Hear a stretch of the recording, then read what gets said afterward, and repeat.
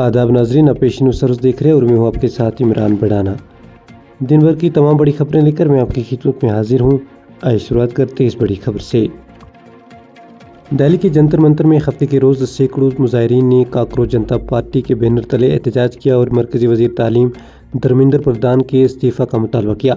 मुजाहिरीन ने इम्तहानात और भर्ती के अमल में मुबैना बेज़ाब्तियों के खिलाफ नारे लगाए। पार्टी के बानी अभिजीत दिपके ने शिरकत से खौफजदा न होने की अपील की। एहतजाज में मुख्तलिफ समाजी कारकुनों और बाएं बाजुओं की तंजीमों के नुमाइंदों ने भी शिरकत की। जनूबी कश्मीर के ज़िला शोपियां में पुलिस ने मंशियात की गैर कानूनी तिजारत से हासिल शुदा रकम से खरीदी गई एक रिहायशी इमारत को जब्त कर लिया। पुलिस के मुताबिक 18,51,402 रुपये मालिक की ये जायदाद ज़ैनापुरा के महलवारा इलाके के रिहायशी मोहम्मद अशरफ अलाही की है। कार्रवाई FIR नंबर 10/2025 के सिलसिले में मजिस्ट्रेट और मुकामी हकाम की मौजूदगी में अमल में लाई गई। मंशियात से पाक जम्मू कश्मीर मुहिम के तहत लेफ्टिनेंट गवर्नर मनोज सिन्हा ने किश्तवाड़ में पदयात्रा और अवामी रैली की क़यादत की। इस मौके पर उन्होंने कहा कि मंशियात फरोशों, स्मगलरों और नार्को दहशतगर्दों के खिलाफ सख्त कार्रवाई जारी है।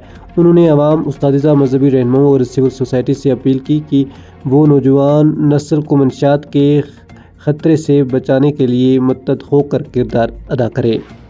नशा मुक्त जम्मू कश्मीर अभियान के तहत नेशनल कल्चर अकेडमी ने श्रीनगर में एक बेदारी प्रोग्राम मुनक़्क़िद किया। तकरीब में मुख्तलिफ सकाफ़ती और तालीमी सरगर्मियों का एहतमाम किया गया, जबकि तुलबा ने मंशियात से पाक माशरे की अहमियत पर रोशनी डाली। डॉक्टर तारिक अहमद शेरा ने नौजवानों को मंशियात के नुकसानात से आगाह करते हुए इन्हें सेहतमंद और बेहतर मुस्तक़बिल की तमीर में अपना किरदार अदा करने की तल्क़ीन की। बारामूला पुलिस ने पब्लिक सेफ्टी एक्ट PSA के तहत हासिया बेगम, जोइजा मोहम्मद, यूनुस भट्ट, साकिन शीरी को हिफाजती तोईल में ले लिया है। पुलिस के मुताबिक ये कार्रवाई ज़िला मजिस्ट्रेट बारामूला के हुक्म पर अमल में लाई गई, जो मुख्तलिफ अज़ला में दर्ज कई मुकदमात से मुतल्लिक़ थी। मुलजिमा को डिस्ट्रिक्ट जेल भदरवा मुंतकिल कर दिया गया है। पुलिस ने अमन व अमान बरकरार रखने के अज़्म का अदा किया है।